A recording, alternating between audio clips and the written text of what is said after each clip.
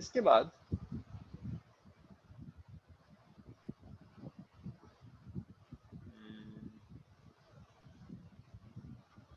Next देखो, the next topic is electric flux. Last topic है electric flux. मतलब समझो इलेक्ट्रिक फ्लक्स का, electric flux is number of electric field lines, number of electric field lines crossing an area normal.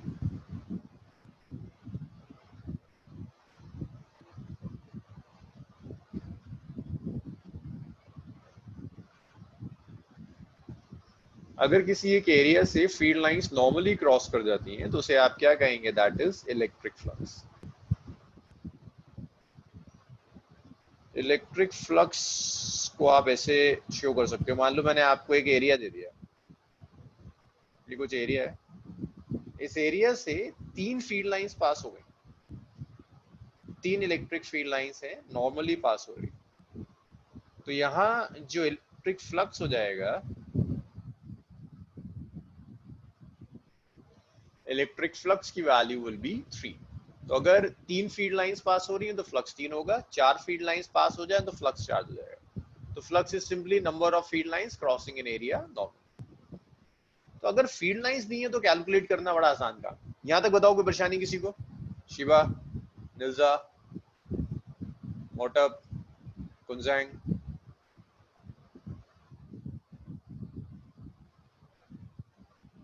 No, okay. लेकिन अगर वो आपको electric field देगा तो देखो फ्लक्स कैसे कैलकुलेट करते हैं। आपको यहां जरूरत पड़ेगी एरिया वेक्टर की। तो देखो usually area is a scalar quantity, area का डायरेक्शन नहीं होता, बट यहां पर आपको एरिया को वेक्टर बनाना होगा। एरिया वेक्टर का जो डायरेक्शन होता है, direction of area vector, direction of area vector is perpendicular to area. Area vector का डायरेक्शन हमेशा एरिया के परपेंडिकुलर मिलेगा। एरिया के आप परपेंडिकुलर ले लो, that would be the direction of area vector. जैसे अगर मैं आपको ये दे रहा हूं, ये एरिया दिया, एरिया इज दिस, इसके डायरेक्शन के लिए नॉर्मल ले लो, ये डायरेक्शन ऑफ एरिया है। और एक चीज और याद रखना, आउटवर्ड्स नॉर्मल होगा, इनवर्ड्स में, आउटवर्ड्स नॉर्मल। तो आप इसे ऐसे लिख सकते हो, area vector S is S N cap, और इस एन कैप से मल्टीप्लाई कर दो, ये वेक्टर में कन्वर्ट हो गया। एग्जाम्पल देखो, मान लो एरिया तुम्हारा ये दे दिया, ये मोबाइल फोन है, ये एरिया है, मैं कह रहा हूं इसका डायरेक्शन निकालो, तो इसका डायरेक्शन परपेंडिकुलर जाएगा, ये डायरेक्शन होगा एरिया वेक्टर। अगर ये एरिया है तो डायरेक्शन इसके परपेंडिकुलर जाएगा, अगर ये एरिया है तो डायरेक्शन परपेंडिकुलर जाएगा। एरिया ऐसे दिया हुआ है, डायरेक्शन परपेंडिकुलर हो जाएगा। So direction of area vector is perpendicular to area.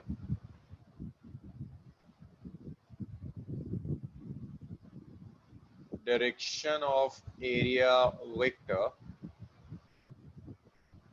is perpendicular to area. So area vector का डायरेक्शन एरिया के बिल्कुल परपेंडिकुलर आएगा। तो ये जो मैंने ऊपर लिखा था, मान लो तुम्हारा एरिया, तो रिपीट कर दिया। अगर मैं तुमसे कहता हूं एरिया एक्स वाई प्लेन में,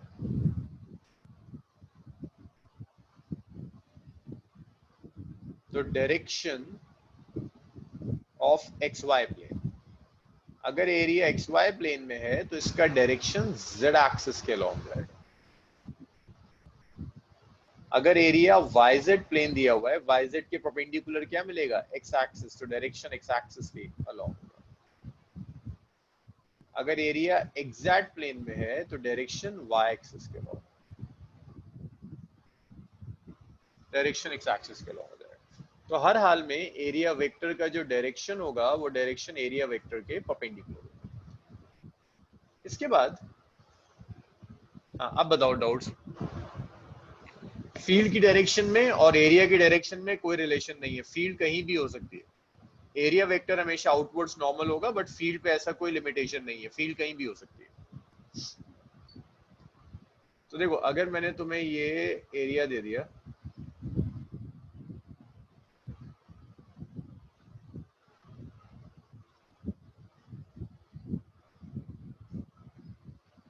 ये एन कैप, सामी आउटवर्ड सिर्फ एक कन्वेंशन है, कुछ ना कुछ डायरेक्शन देना तो आउटवर्ड्स दिया हुआ है।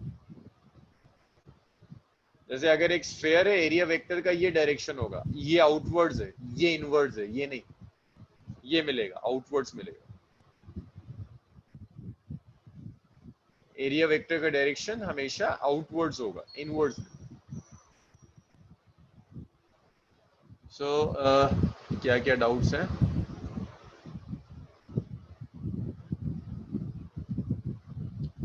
तो शिबा फील्ड की डायरेक्शन सेम एरिया की डायरेक्शन, फील्ड की डायरेक्शन और एरिया की डायरेक्शन में कोई रिलेशन नहीं है। एरिया वेक्टर दो बन सकते हैं, एरिया वेक्टर आउटवर्ड्स होगा, कई बन सकते हैं।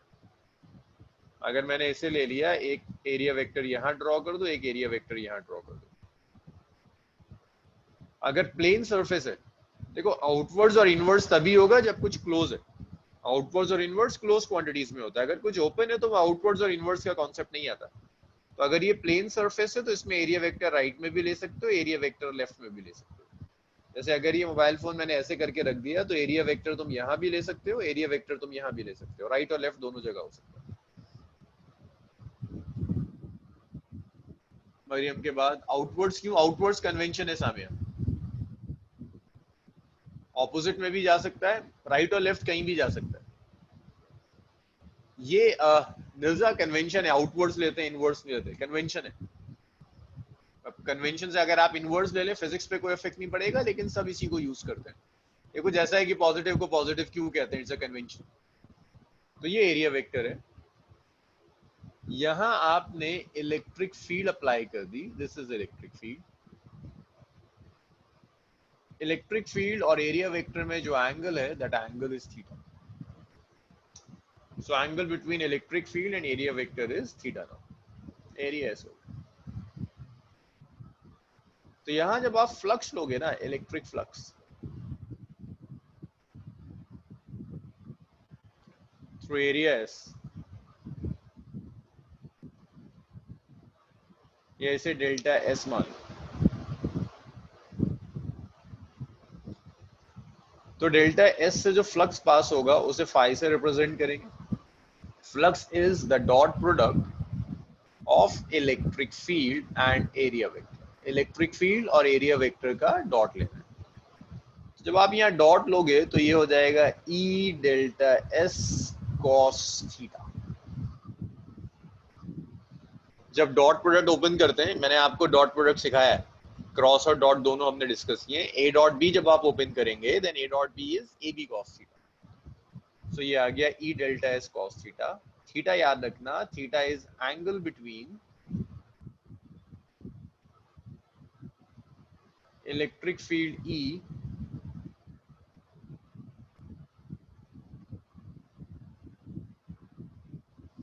And area vector.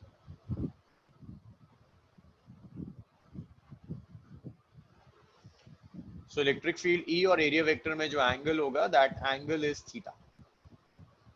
यहां तक बताइए कोई डाउट इसमें, up to this definition of flux?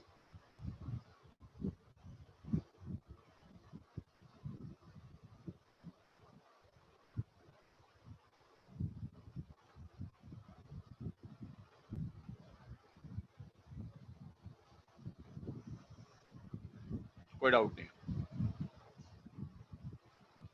पर सर फील्ड लाइंस परपेंडिकुलर है और एरिया वेक्टर भी। फील्ड परपेंडिकुलर नहीं है ना शिवा, ये तो फील्ड मैंने किसी भी डायरेक्शन में ली हुई है। इलेक्ट्रिक फील्ड एरिया जनरेट नहीं करता।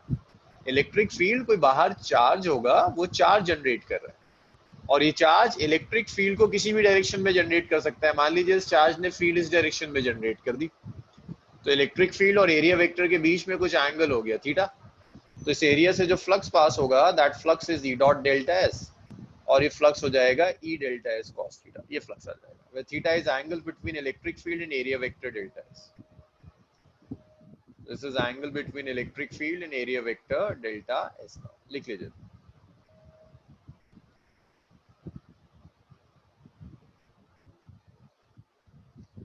यहां तक हो जाए तो बताओ मुझे, फिर अब करते हैं।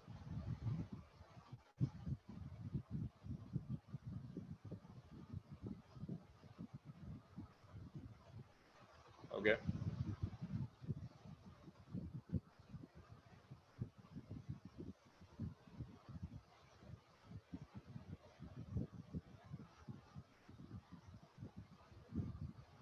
चलो इसको रब करते हैं, नेक्स्ट देखिए।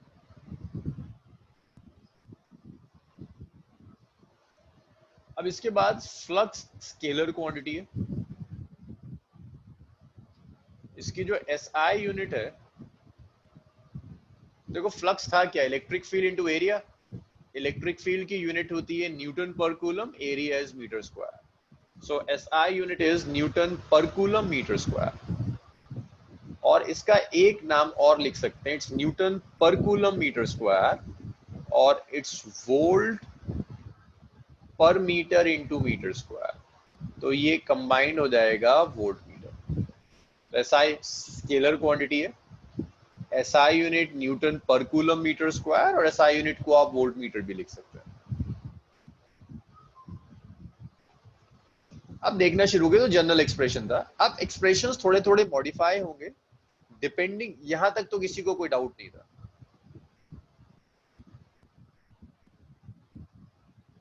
कोई क्या पूछ रहा है, कोई पूछ रहा है कुछ?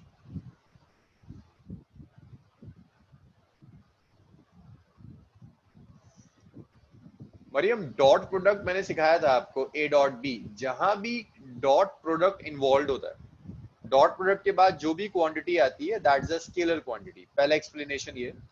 दूसरा, फ्लक्स की डेफिनेशन लिखी थी नंबर ऑफ फील्ड लाइंस। भाई नंबर में डायरेक्शन नहीं हो सकता, नंबर कैसी क्वांटिटी होगी, स्केलर क्वांटिटी, इसीलिए इसको स्केलर ले। नंबर है ना, number is a scalar quantity. इसके बाद अब आपके पास फॉर्मूले दो तरह के आएंगे। एक आएगा फॉर्मूला जो प्लेन सरफेस, जिसके लिए कंडीशन है कि सरफेस प्लेन होनी चाहिए।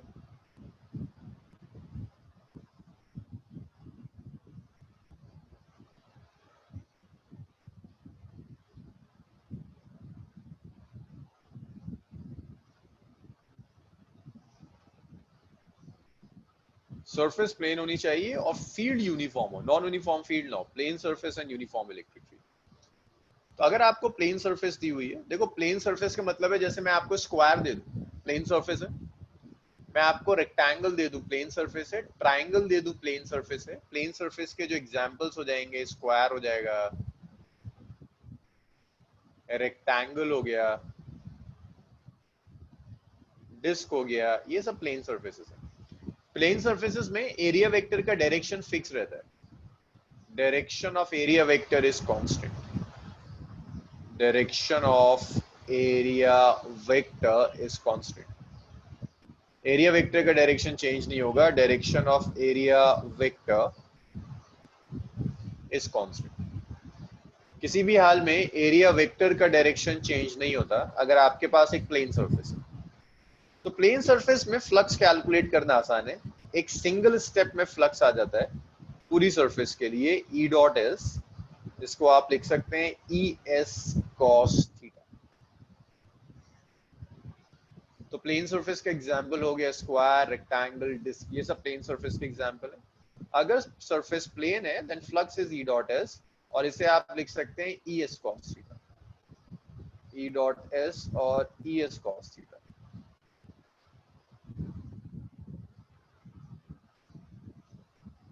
ये प्लेन सरफेस का एग्जांपल होगा, प्लेन सरफेस और इलेक्ट्रिक फील्ड। मोटा हाँ, एक क्या क्या चीज लेफ्ट और राइट में पूछ रहे हो?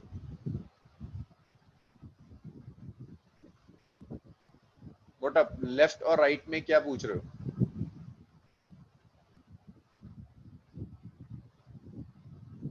हाँ, एरिया वेक्टर दोनों में होगा, बट हम वो एंगल चूज करेंगे जिस एंगल से cos थीटा पॉजिटिव आ रहा हो। क्योंकि फ्लक्स अगर नेगेटिव आ गया तो उस नेगेटिव फ्लक्स का कोई सिग्निफिकेंस नहीं है। अगर फ्लक्स नेगेटिव आ गया तो उस नेगेटिव फ्लक्स का कोई सिग्निफिकेंस नहीं है, फ्लक्स पॉजिटिव होना चाहिए। E S cos theta.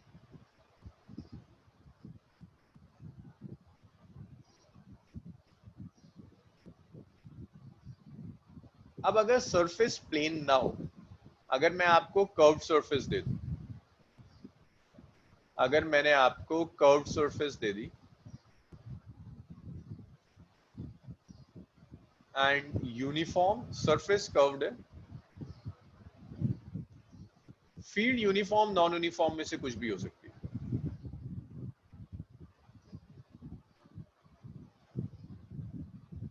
हाँ, एरिया वेक्टर का डायरेक्शन फील्ड को देख कर लेंगे फॉर अ प्लेन सरफेस, क्योंकि अगर फ्लक्स नेगेटिव आ गया तो कोई सेंस नहीं बनेगा, नंबर है। क्लोज सरफेस के लिए जरूर सेंस बन जाएगा, बट ओपन सरफेस के लिए कोई सेंस नहीं बनेगा, तो उसे देख कर लेंगे। फील्ड आपकी यूनिफॉर्म और नॉन यूनिफॉर्म दोनों हो सकती है। अगर सरफेस कर्व्ड है, फील्ड यूनिफॉर्म और नॉन यूनिफॉर्म कैसी भी है। प्लेन सरफेस पर नॉन यूनिफॉर्म फील्ड हो, सामी अभी दिख जाएगा आपको, जो कर्व सरफेस के लिए वैलिड होगा वही नॉन यूनिफॉर्म फील्ड के लिए प्लेन सरफेस के लिए वैलिड होगा।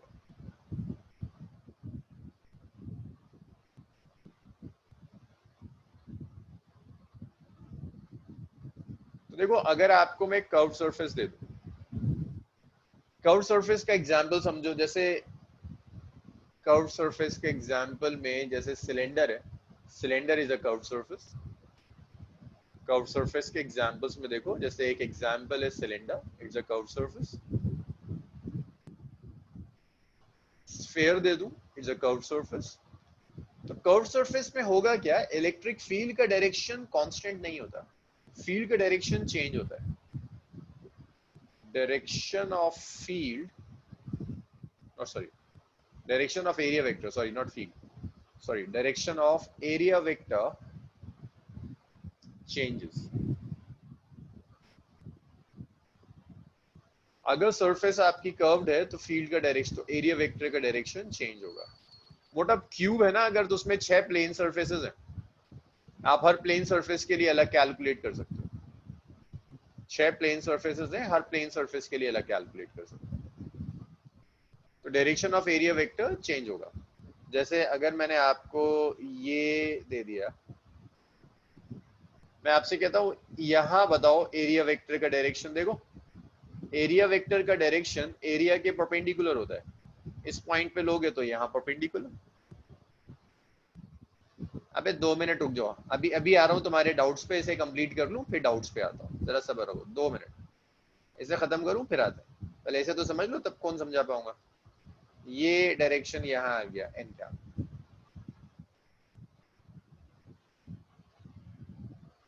तो देखो कर्व सरफेस के साथ प्रॉब्लम क्या है, हर पॉइंट पर एरिया वेक्टर का डायरेक्शन चेंज हो जाएगा। तो आप एक बार में फ्लक्स कैलकुलेट नहीं कर सकते, थीटा कांस्टेंट नहीं रहेगा, थीटा वेरी करेगा। तो कर्व सरफेस में हम क्या करते हैं, मान लीजिए आपको फील्ड दी हुई है उसने,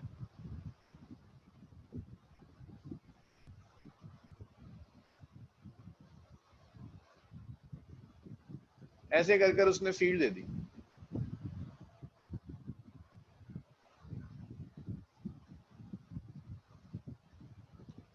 तो कर्व सरफेस के लिए आप एक सिंगल स्टेप में फ्लक्स कैलकुलेट नहीं कर सकते। आप ऐसा नहीं कर सकते कि पूरी सरफेस लो एस और एस कॉस थीटा ले जाओ, क्योंकि थीटा चेंज होगा। दिख रहा है यहाँ एरिया वेक्टर और फील्ड में एंगल कुछ और है, इसे ढंग से देखना, ये बिगड़ा तो आगे काफी चीजें बिगड़ेंगी। एरिया वेक्टर और फील्ड में यहाँ एंगल कुछ और है, यहाँ तो पैरेलल हो गया, यहाँ एंगल कुछ और होगा। तो अगर कर्व सरफेस है तो ये एंगल थीटा कॉन्टिन्यूसली चेंज होता है, तो आप एक बार में फ्लक्स नहीं ला सकते। यहाँ मेथड होता है कि आप एक स्मॉल एलिमेंट लोगे, मान लीजिए मैंने ये स्मॉल एलिमेंट ले लिया ds, पहले हम फ्लक्स लेंगे ds के लिए।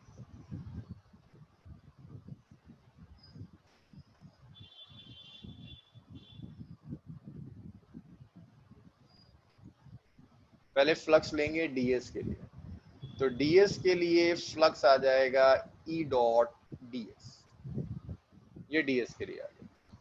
टोटल फ्लक्स के लिए आप इसे सिंपली इंटीग्रेट कर दो, टोटल फ्लक्स थ्रू सरफेस।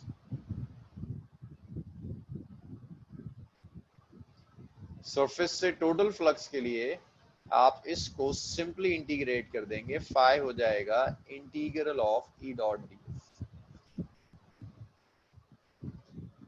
हाँ जी, अब बताइए डाउट्स क्या क्या है। अगर प्लेन सरफेस पर नॉन यूनिफॉर्म फील्ड हो, सामिया प्लेन सरफेस पर नॉन यूनिफॉर्म फील्ड है, ऐसे ही सॉल्व करेंगे, स्मॉल एरिया के लिए लेंगे और पूरे पर इंटीग्रेट कर देंगे। मोटा क्यूब हुआ तो क्या करेंगे, क्यूब में अगर यूनिफॉर्म फील्ड है तो हर फेस के लिए अलग अलग सॉल्व कर दो, 6 फेसेस होते हैं, 6 पार्ट्स में सॉल्व हो जाएगा। नॉन यूनिफॉर्म फील्ड है तो क्यूब में भी ऐसे ही इंटीग्रेट करना होगा। सनाउल पूछ रहा था कोन का कैसे करेंगे, कोन का एक स्मॉल एलिमेंट लेंगे, बिल्कुल ऐसे ही कहीं भी कोन अगर आपको दिया हुआ है उसने, कहीं भी कोन का एक स्मॉल एलिमेंट लेंगे ऐसे करके, उसके ऊपर फ्लक्स कैलकुलेट करेंगे, पूरे कोन के ऊपर इंटीग्रेट करेंगे।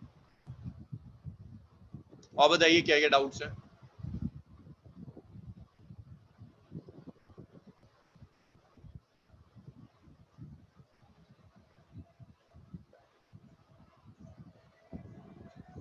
लिमिट, अच्छा सामिया ये जो इंटीग्रल है ना इसमें लिमिट्स नहीं होंगी, दीज आर सरफेस इंटीग्रल्स।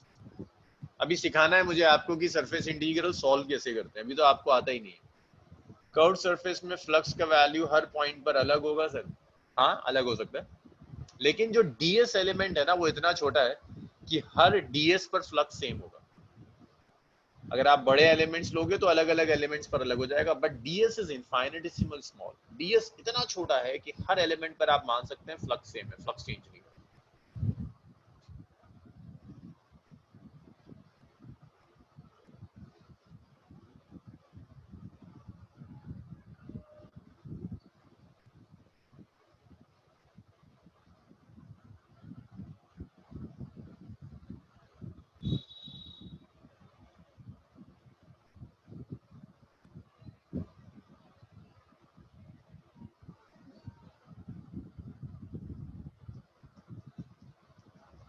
तो मोटा भी समझ में आया, डीएस इज इनफाइनिटेसिमल स्मॉल, इतना छोटा है कि आप कहीं भी डीएस ले लो फ्लक्स सेम आएगा।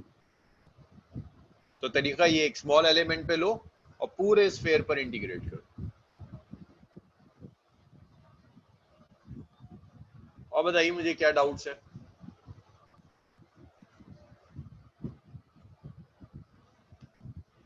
क्या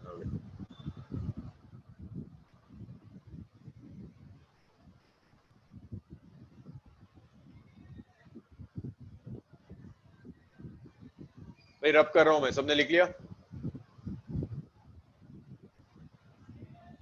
हो गया।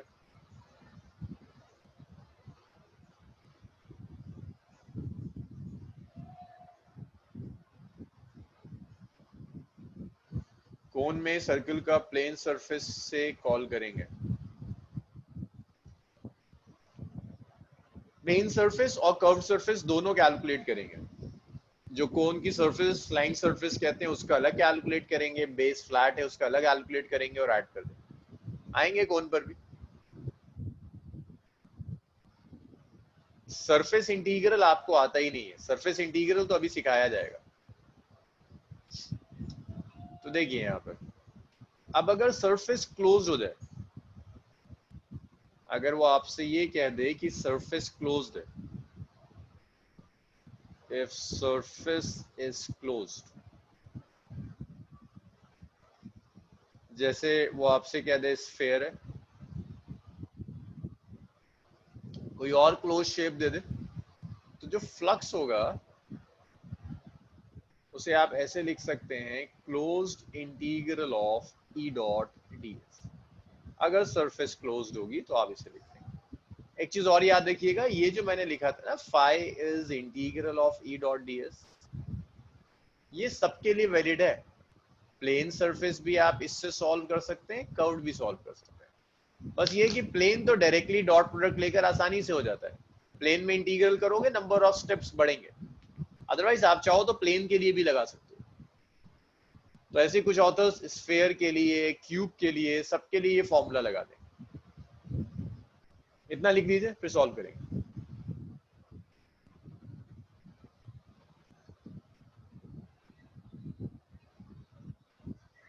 जीरो तो शिवा किसी के लिए भी हो सकता है ना, मतलब क्लोज क्या ओपन क्या किसी के लिए भी जीरो हो सकता है, अगर एंगल कुछ और हो जाए, एंगल 90 डिग्री हो जाए तो फ्लक्स जीरो हो जाएगा।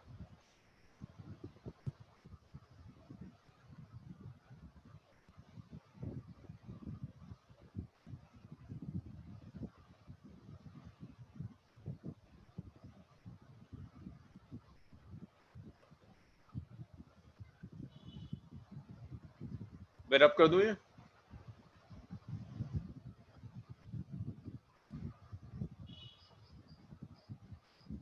व्हाट, अब तुम थे तो कल की क्लास में जो मैंने बताया था? बताओ क्या बताया था? कल थे तुम कल वाली क्लास में? इस क्वेश्चन का क्या आंसर दिया था मैंने?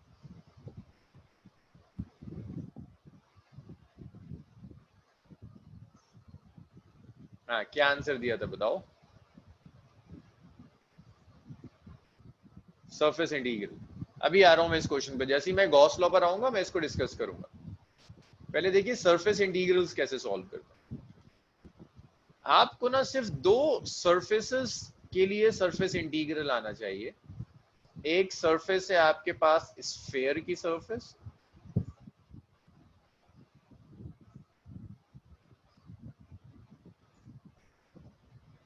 स्फेयर की सरफेस। सो आपने एक स्फेयर लिया, स्फेयर का रेडियस आर है, स्फेयर का एक एलिमेंट ले लिया जिसका एरिया है ds। तो जब आप इस ds को इंटीग्रेट करेंगे पूरी स्फेयर की सरफेस पर, तो ये ds का इंटीग्रल 4 पाई आर स्क्वायर आएगा, total area of the sphere. दूसरा आपको पता होना चाहिए कर्व सरफेस ऑफ सिलेंडर, कि अगर वो आपसे कहता है कि कर्व सरफेस ऑफ सिलेंडर पर सॉल्व कीजिए, तो ये सिलेंडर है, रेडियस r है, length of the cylinder is l। आपने कर्व सरफेस का एक सेक्शन कंसीडर कर लिया, इसका एरिया ds। तो अगर आप इसे इंटीग्रेट करेंगे पूरे सिलेंडर के ऊपर, हाँ, तो देखो मैंने टोटल सिलेंडर नहीं लिया है, सिलेंडर का सिर्फ कर्व सरफेस लिया, तो यहाँ क्लोज नहीं आएगा। अगर मैं सिलेंडर की सिर्फ कर्व सरफेस ले रहा हूं, दिस इज ओपन, तो ये मिलेगा आपको 2 पाई आर। तो आपके पास जितने भी तरह के क्वेश्चंस आएंगे उनमें सिर्फ ये दो सरफेस इंटीग्रल्स आपको यूज करने होंगे, एक स्फेयर का, दूसरा कर्व सिलेंडर का। इसके अलावा कोई सरफेस इंटीग्रल आप यूज नहीं करेंगे, सिर्फ एक स्फेयर और एक सिलेंडर। एक चीज और याद रखिए, मैं आपको सरफेस इंटीग्रल सॉल्व करना नहीं सिखा रहा था, लेंथी कैलकुलेशन, ds को लिखना पड़ता है R square D theta D phi D R, फिर पूरे पर इंटीग्रेट करो, वो आपको नहीं सीखना है, स्कूल सिलेबस में नहीं सीखना होता। आपको सिर्फ इतना देखना है कि अगर स्फेयर आया तो स्फेयर के ds को इंटीग्रेट करेंगे 4 पाई आर स्क्वायर आएगा, सिलेंडर आया सिलेंडर पर इंटीग्रेट करेंगे 2 पाई आर एल आ जाएगा। चलो भाई इतना लिख लो फिर आगे बढ़ेंगे।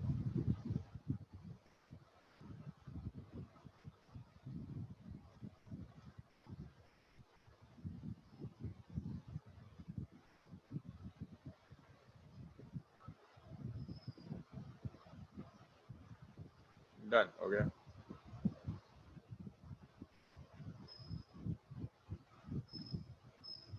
आप क्वेश्चंस देखना शुरू कीजिए।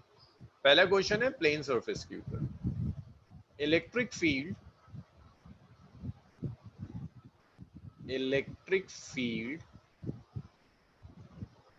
equal to 2 Newton per coulomb exist in space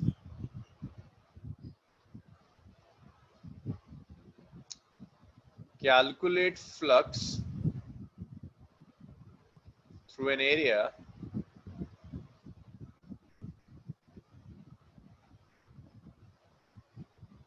of 3 meters square in xy plane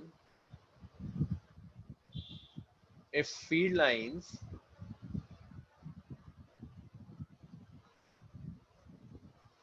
are inclined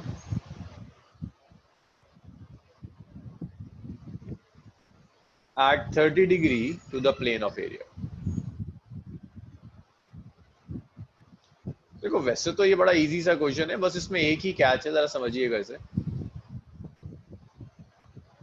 ये आपको प्लेन सरफेस दी हुई है, ये परपेंडिकुलर एरिया वेक्टर का डायरेक्शन है एन कैप, ये कुछ फील्ड गिवन है ई, और ये प्लेन एरिया का, ये जो डायरेक्शन है this is plane of area. ये कुछ ऐसा है, जैसे अगर ये मोबाइल फोन ले रहा हूँ तो ये जो है ये प्लेन है, मोबाइल फोन का प्लेन है, प्लेन ऑफ मोबाइल, ये इलेक्ट्रिक फील्ड हो गई। अब इलेक्ट्रिक फील्ड और प्लेन के बीच का आपको एंगल गिवन है 30, लेकिन आपको इस एंगल की जरूरत नहीं होती, आपको इस एंगल की जरूरत होती है जिसे आपने थीटा कहा हुआ है। आपको एंगल, जब आप फ्लक्स लिखते हैं ना, flux is E S cos theta, तो एंगल आपको फील्ड और प्लेन के बीच का नहीं चाहिए, आपको फील्ड और एरिया वेक्टर के बीच का एंगल चाहिए, विच इज थीटा। तो यहां जो थीटा होगा दैट इज 90 माइनस 30, तो यहां थीटा आ जाएगा 60 डिग्री। तो यहां आप फ्लक्स को लिख सकते हैं E S cos theta, E कितना है 2, एस कितना है 3, कॉस 60,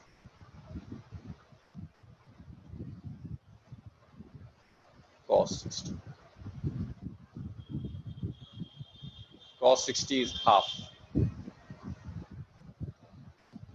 फाई आ गया 3 में। तो याद रखना हमेशा इस चीज को, एंगल देख लेना, एंगल किसके साथ चाहिए, प्लेन के साथ नहीं चाहिए, एरिया वेक्टर के साथ चाहिए। अगर प्लेन के साथ दिया हुआ है तो 90 माइनस कर तुम थीटा कैलकुलेट करोगे। यहां तक लिखिए और बताइए मुझे क्या डाउट है।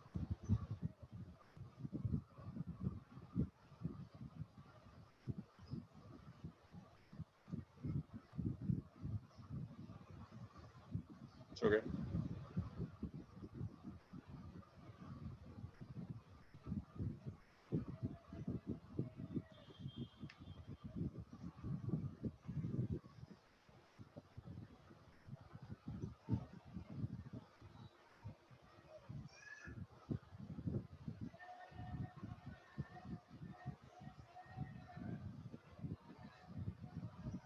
सब लिख चुके हैं, रब कर दूं इसको।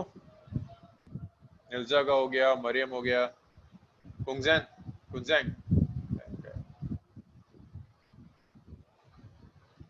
मोहित, Maryam,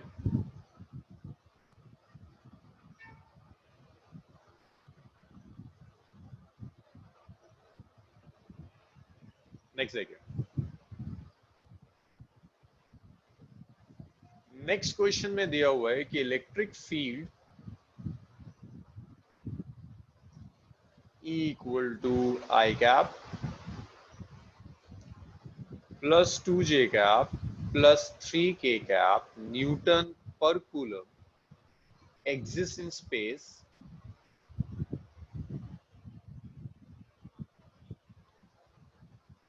calculate flux through an area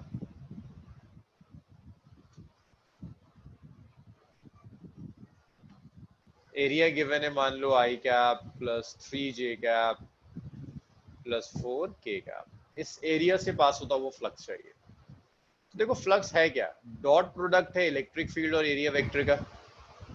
देखो I cap plus 3j cap plus 4k cap, कहीं टाइम नहीं आ रहा, वैल्यू सारी कांस्टेंट है, एंगल कांस्टेंट है, दैट मींस सरफेस प्लेन है। एरिया वेक्टर का डायरेक्शन कांस्टेंट दिया हुआ है, दैट मींस प्लेन सरफेस है। एरिया वेक्टर का डायरेक्शन चेंज करता तो आप कह सकते थे कि सरफेस कर्व है, phi is E dot S. तो आप यहां से लिख सकते हैं phi is E which is I cap plus 2j cap. Hello, आवाज नहीं आ रही मेरी?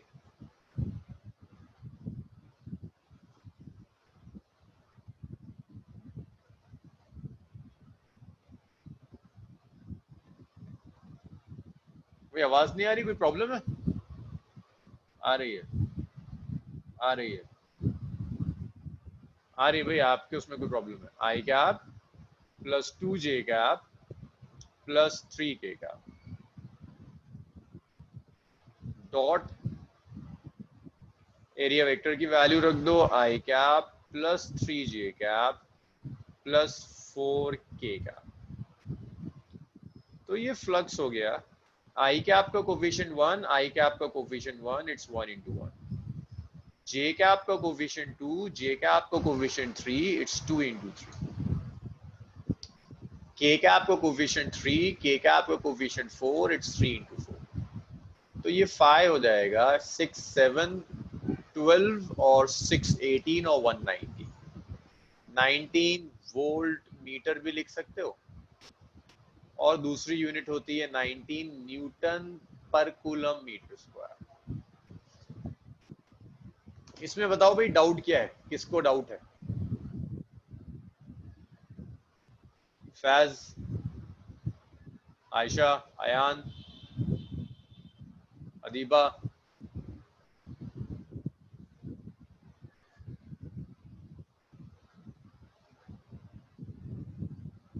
कोई डाउट नहीं है, चलो करिए।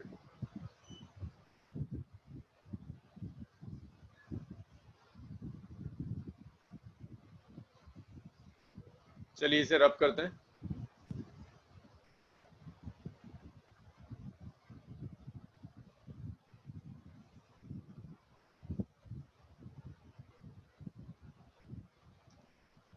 देखिए इलेक्ट्रिक फील्ड, ये मुझे आप सॉल्व करके बताओगे। E is equal to I cap plus 2j cap 3k newton पर coulomb exists in space, calculate flux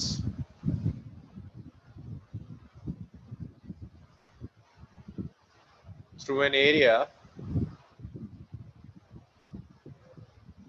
2 meter square, not 2, 5 meter square in xy plane। इसे सॉल्व कर मुझे आंसर बताओ, ये मैं नहीं सॉल्व करूंगा।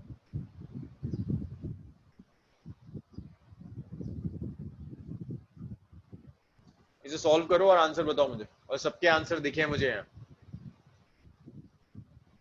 दीपक ट्राई करो, मुझे पता है तुम्हारी फर्स्ट क्लास है, मैं तुमसे डिस्कस करूंगा, बट एटलीस्ट ट्राई करो। शुजात ट्राई किया कर। 15 15 okay. Nilja, Maryam?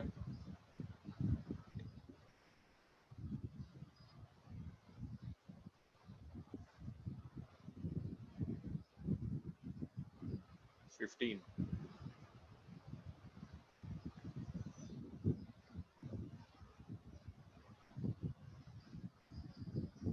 Correct answer will be 15। देखो 15 कैसे आएगा, तुम्हें एरिया दिया है ना एक्स वाई प्लेन में, तो मैंने बताया था एक्स वाई प्लेन में है तो डायरेक्शन जेड एक्सिस के लॉन्ग होगा। तो लिख सकते हो कि जो एरिया वेक्टर है, that area vector is 5k cap metre square.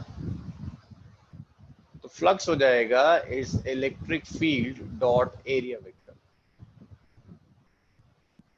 Flux हो जाएगा i cap plus 2j cap plus 3k cap dot area vector. Area vector is 5k cap. X Y plane है ना, डायरेक्शन कहाँ होगा? Z axis के along. तो मैंने लिखवाया था तुम्हें, एस होता है S N cap.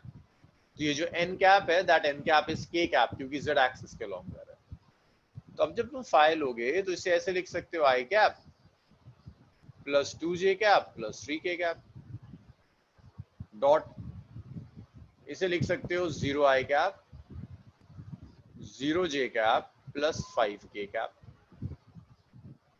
I cap का कोफिशिएंट 1, आई कैप का कोफिशिएंट 0, जे कैप का कोफिशिएंट 2, जे कैप का कोफिशिएंट 0, तो 0, के कैप का 3, के कैप का 5, इसको यहाँ मल्टीप्लाई कर दो 15। तो 5 आ गया 15 वोल्ट मीटर। ये बताओ मुझे, प्लेन सरफेस पर यहां तक कौन परेशान है?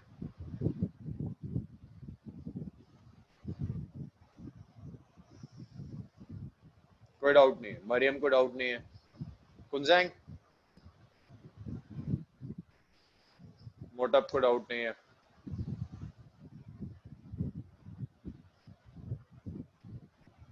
ओके। सो प्लेन सरफेस पे जो न्यूमेरिकल्स बनते हैं उनकी ये 3 वैरायटी है। इन 3 तरह के न्यूमेरिकल्स प्लेन सरफेस पे बनते हैं। प्लेन सरफेस के बाद अगर मैं आपको अब कर्व सरफेस के न्यूमेरिकल स्टार्ट करता है ना, एक ही न्यूमेरिकल करेंगे कर्व सरफेस पर, बहुत ज्यादा नहीं भाई। फ्लक्स इजी है और फ्लक्स का वेटेज अच्छा है। मतलब फर्स्ट बोर्ड्स में 3 मार्क्स का वेटेज फ्लक्स के लिए ऑलमोस्ट फिक्स होता है। 3 मार्क्स का एक क्वेश्चन तो हमेशा आपको फ्लक्स से दिखेगा ही दिखेगा। तो नेक्स्ट क्वेश्चन में एक स्फीयर दिया है,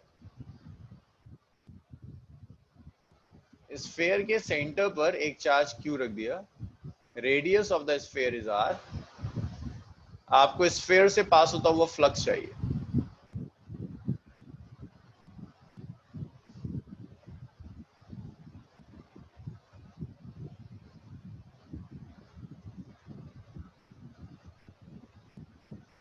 तो ये जो स्फीयर दिया है, इस स्फीयर से पास होता हुआ आपको फ्लक्स कैलकुलेट करना है। तो स्फीयर से पास होता हुआ फ्लक्स कैलकुलेट करने के लिए आप यहां पर एक स्मॉल एलिमेंट ले लीजिए। आपने एक स्मॉल एलिमेंट ले लिया जो है ds। भाई कर्व सरफेस के लिए यही सिखाया था, ds का जो डायरेक्शन होगा वो आउटवर्ड्स नॉर्मल होगा। अब पॉजिटिव चार्ज रखा हुआ है, पॉजिटिव चार्ज की जो फील्ड होगी वो फील्ड भी आउटवर्ड्स नॉर्मल होती है। अगर कोई और चार्ज होता तो शायद डायरेक्शन कुछ और आ जाता, लेकिन पॉइंट चार्ज है ना, पॉइंट चार्ज के लिए मैंने आपको फील्ड लाइन भी ड्रॉ करके दिखाई थी, रेडियली आउटवर्ड्स जाती। तो ये फील्ड लाइंस भी एरिया वेक्टर के परपेंडिकुलर है। तो जब आप फ्लक्स लेंगे तो ये आप यूज करोगे closed integral of E dot ds। तो फ्लक्स हो जाएगा closed integral of E ds cos 0। तो ये फ्लक्स आ गया closed integral of E ds। अब तुम में से कोई बताएगा इस चार्ज की वजह से इस पॉइंट पर फील्ड की वैल्यू क्या होगी? मोटअप तुम नहीं।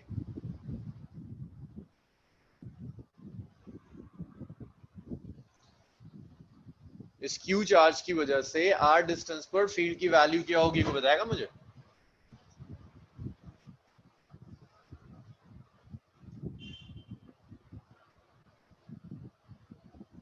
अरे पॉइंट चार्ज है, पॉइंट चार्ज से r डिस्टेंस के ऊपर फील्ड कितनी होती है? q by 4 pi epsilon naught r square. Point charge q है ना, इससे r डिस्टेंस पर फील्ड ले रहे हो, q by 4 pi epsilon naught r square रख दो यहाँ। फ्लक्स आ गया integral of closed integral of q by 4 pi epsilon naught r square into ds। अब यहाँ देखो काफी टर्म्स कांस्टेंट है, q कांस्टेंट है बाहर चला जाएगा, 4 कांस्टेंट है बाहर चला जाएगा, पाई कांस्टेंट है बाहर चला जाएगा, एप्सिलॉन नॉट कांस्टेंट है इंटीग्रल के बाहर आ जाएगा, रेडियस ऑफ स्फीयर कांस्टेंट है इंटीग्रल के बाहर आ जाएगा, इंटीग्रल में बचेगा तो सिर्फ ds बचेगा। तो ये फाई आ गया, it's q by 4 pi epsilon naught r square, it's closed integral of ds। So it's q by 4 pi epsilon naught r square. ds का integral is 4 pi r square। 4 pi से 4 pi गया, r square से r square गया। Phi is q by epsilon। तो इससे पास होता वो जो फ्लक्स होगा, that flux is q by epsilon। Shujaat मुझे पॉइंट बता जहां प्रॉब्लम है, किस पॉइंट पर प्रॉब्लम है और क्या प्रॉब्लम है, वरना मैं फिर पूरी समझा दूंगा तुम वहीं के वहीं रह जाओगे। मुझे बताओ एग्जैक्टली प्रॉब्लम क्या आ रही है।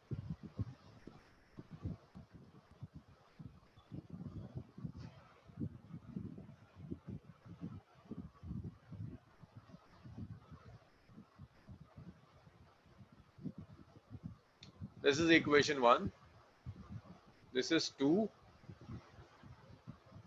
2 को हमने 1 रखा, ये ना e की वैल्यू इसको उठाकर मैंने यहाँ सब्स्टिट्यूट करा, या यहाँ नहीं, इसे 1 कह दो। तो यहाँ जो e चाहिए वो इसे सब्स्टिट्यूट करा, फिर जो कांस्टेंट टर्म्स थी उन्हें बाहर ले गया, ds को इंटीग्रेट कर दिया, स्फीयर पर इंटीग्रेट कर रहे हैं इसलिए 4 पाई r स्क्वायर आएगा।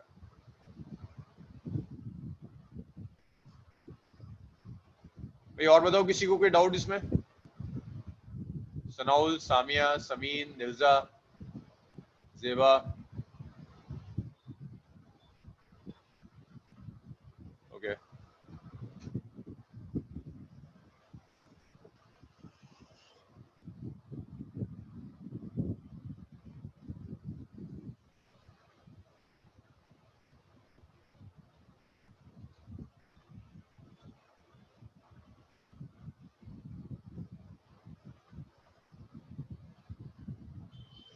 हाँ, अगर सिलेंडर पर इंटीग्रेट करना है तो आप सिलेंडर की कर्व सरफेस पर इंटीग्रेट करें, that's 2 pi R. Plane surface का अलग कैलकुलेट करेंगे, यस। अब देखो इसके बाद एक लॉ आता है which is known as Gauss law.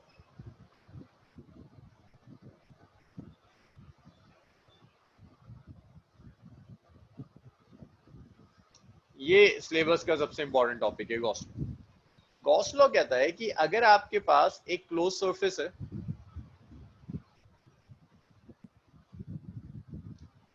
Electric flux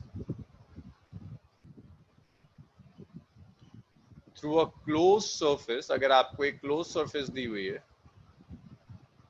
is 1 by epsilon naught times charge 1 by epsilon naught times charge enclosed by the surface।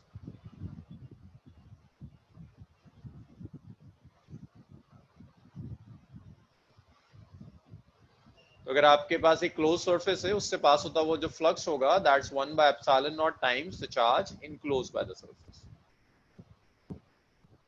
तो जो फ्लक्स होगा Q enclosed, मींस मैंने आपको कोई रैंडम क्लोज सरफेस दे दी, उसमें रख दिया चार्ज Q। मैं आपसे कहता हूँ फ्लक्स कैलकुलेट कीजिए, तो फ्लक्स कैलकुलेट करने का एक्चुअल मेथड तो यही होगा E dot D S. But देख रहे हो व्हाट टिपिकल सा फिगर है, इस इंटीग्रेशन को करना बड़ा मुश्किल काम। बट अगर आपने किसी तरह से इंटीग्रेट कर दिया तो आपका जो एंड रिजल्ट आएगा, that and result will be Q by epsilon.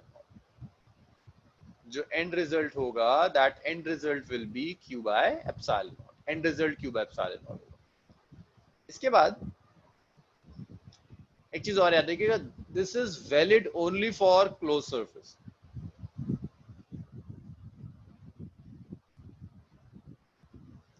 Open surface होगी तो जरूरी नहीं Q बाय एप्सिलॉन नॉट आए, इंटीग्रेट करके कुछ भी आ सकता है। ये सिर्फ तभी आएगा जब आपकी सरफेस क्लोज्ड है। समझ में आया सामिया? नेक्स्ट एक चीज और इंपॉर्टेंट है, it is independent of shape and size of surface. It is independent of shape and size of surface.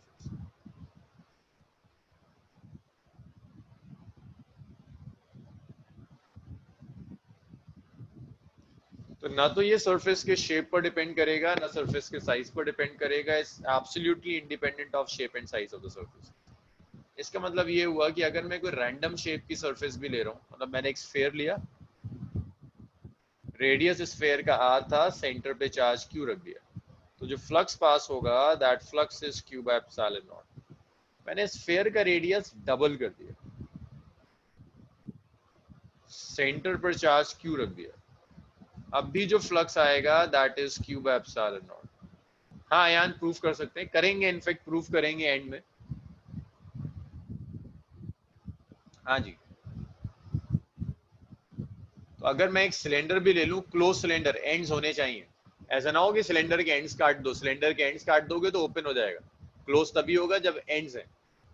और यहाँ आपने चार्ज Q रख दिया, तो अब भी जो फ्लक्स होगा that is Q by epsilon not. किसी भी शेप, किसी भी साइज की सरफेस हो, जो फ्लक्स आएगा that flux is Q by epsilon not. So it is independent of shape and size of surface.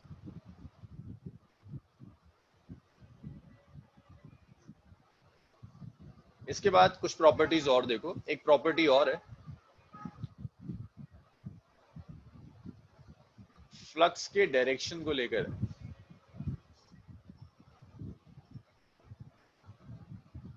अगर फ्लक्स सरफेस से बाहर जा रहा है तो आउटवर्ड्स होगा, आउटवर्ड्स फ्लक्स को पॉजिटिव लेते हैं, और अगर एंटर कर रहा है तो इनवर्ड्स होगा। इनवर्ड्स फ्लक्स को आप नेगेटिव लेंगे। तो ये दिया हुआ है, आपने चार्ज प्लस Q लिया, कुछ फ्लक्स बाहर जा रहा है,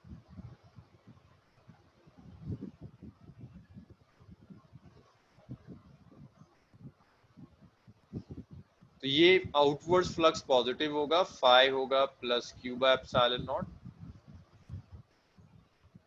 और अगर आपने चार्ज Q ले लिया तो फील्ड लाइंस बाहर नहीं जाएंगी, फील्ड लाइंस एंटर करेंगी, इनवर्ड्स फ्लक्स है। और ये इलेक्ट्रिक वेक्टर्स ने इलेक्ट्रिक फील्ड लाइंस हैं, जो एरो ड्रॉ कर रहा हूं, एरिया वेक्टर नहीं ड्रॉ कर रहा, इलेक्ट्रिक फील्ड लाइंस हैं ये सब। तो अगर नेगेटिव हो गया तो फ्लक्स भी नेगेटिव आएगा, फ्लक्स आ जाएगा -Q/ε0। यहां तक डाउट्स बताओ, यहां तक बताइए अगर कोई डाउट है। जेबा, शिबा, शाहीन,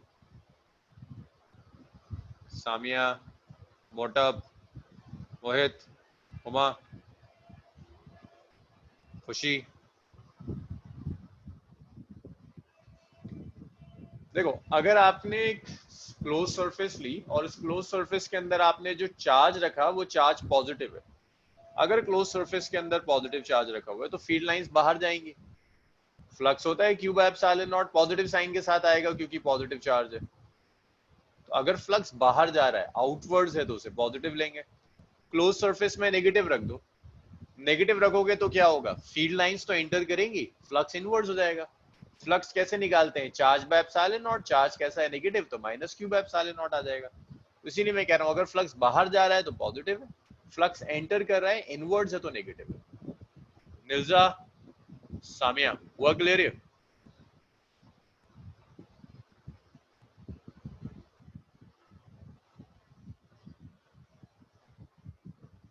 इतना लिखिए, फिर कुछ प्रॉपर्टीज और है उन्हें देखते हैं।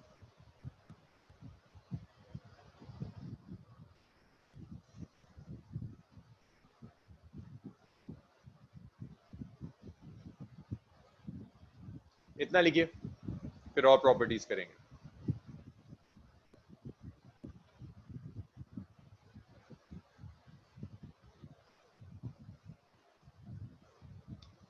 कौन सी प्रॉपर्टी शिवा?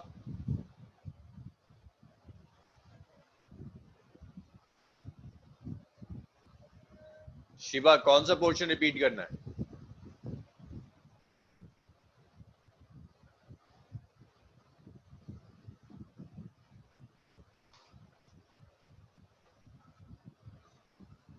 शिवा रिपीट कौन सा पोर्शन करना है, कौन सी प्रॉपर्टी, आउटवर्ड्स एंड इनवर्ड्स? अगर आपके पास एक क्लोज सरफेस है, उस क्लोज सरफेस में आपने पॉजिटिव चार्ज रख दिया, तो अभी कुछ दिन पहले ही मैंने सिखाया कि अगर पॉजिटिव चार्ज है तो फील्ड लाइंस बाहर जाएंगी, नेगेटिव चार्ज है तो फील्ड लाइंस एंटर करेंगी। तो अगर ये पॉजिटिव चार्ज है तो फील्ड लाइंस बाहर जा रही हैं, आउटवर्ड्स है फ्लक्स, और उस आउटवर्ड्स फ्लक्स को पॉजिटिव लेते हैं। अगर आपने क्लोज सरफेस के अंदर चार्ज रख दिया नेगेटिव चार्ज, तो फ्लक्स बाहर नहीं जाएगा, फ्लक्स एंटर करेगा, इनवर्ड्स हो जाएगा, इनवर्ड्स फ्लक्स को नेगेटिव कहते हैं।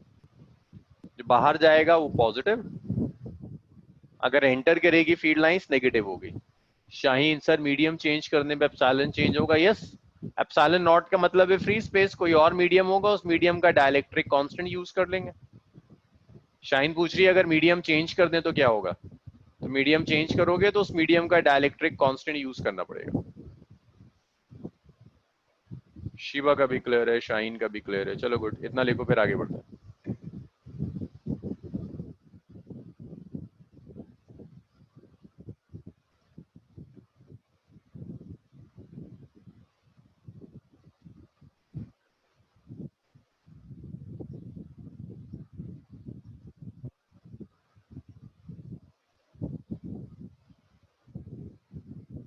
मैं इतना बताओ, रब कर दूं अब?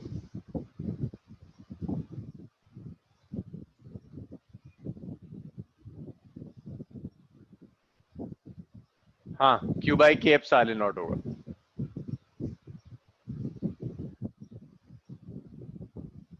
चलो भाई इसे रब करते हैं।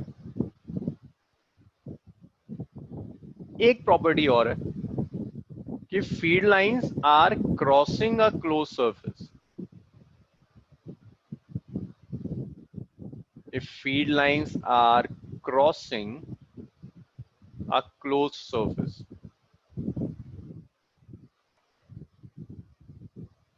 then flux is zero.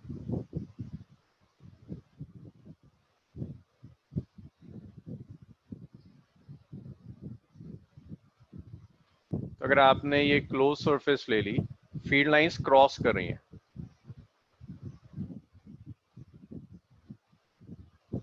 ऐसे करके ना कुछ फील्ड लाइंस क्रॉस कर जाती हैं, मानो 3 फीड लाइंस क्रॉस कर गई, इसमें से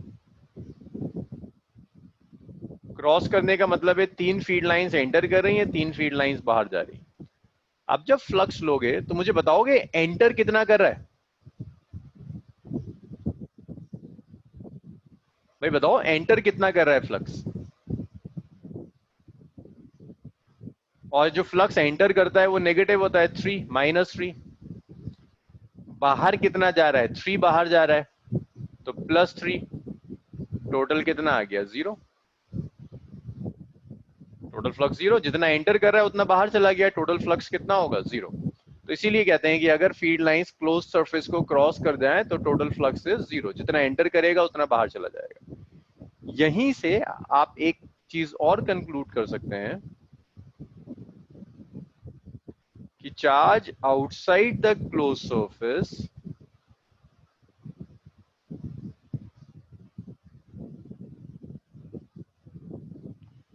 will not contribute to flux।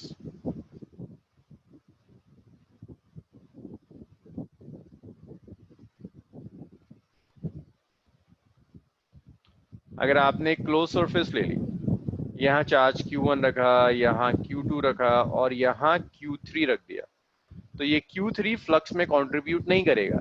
Reason ये है कि Q3 के फील्ड लाइंस क्रॉस कर जाएंगे, जितना एंटर करेगा उतना बाहर निकल जाएगा, तो ये Q3 कंट्रीब्यूट नहीं कर पाएगा। तो आप फ्लक्स को लिख सकते हैं, flux is simply Q1 plus Q2 divided by epsilon not. ये Q3 चार्ज फ्लक्स में कंट्रीब्यूट नहीं करेगा, Q3 की वजह से जितना फ्लक्स एंटर करेगा उतना बाहर निकल जाएगा। यहां तक लिखो भाई, और बताओ मुझे इसमें अगर कोई परेशानी है किसी को।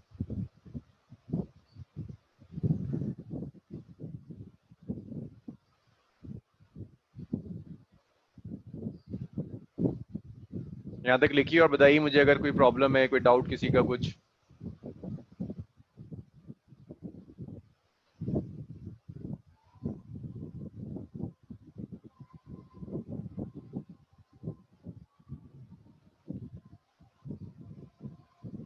इनकी इलेक्ट्रिक फील्ड लाइंस इंटरैक्ट करेंगी तो उससे फर्क क्या पड़ेगा?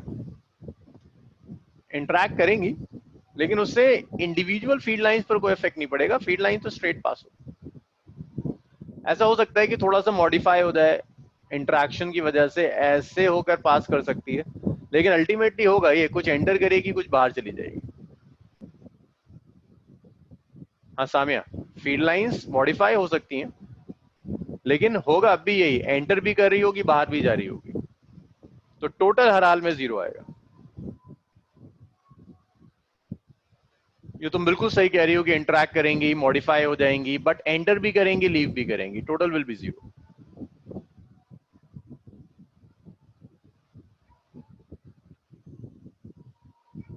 चलो भाई इसको यहीं छोड़ते हैं, नेक्स्ट क्लास थर्सडे से उठाएंगे आगे।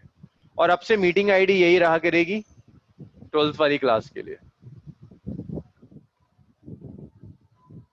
निर्जा अगर ओपन हो तो 0 नहीं होगा, ओपन है तो फ्लक्स मिल जाएगा, फ्लक्स लिख दोगे ES cos थीटा, क्योंकि एंटर और लीव करने का टाइम बात तब आती है जब फ्लक्स एंटर भी करता है और लीव भी हो जाता है। मरियम आपको लेक्चर्स मिल जाएंगे, रिकॉर्डेड लेक्चर्स, अगर आपको कोई डाउट हो आप मुझसे डिस्कस कर लीजिएगा। मरियम आप कहाँ से हैं, ले या ऑर्किड की स्टूडेंट हैं आप? मरियम तो शायद ले।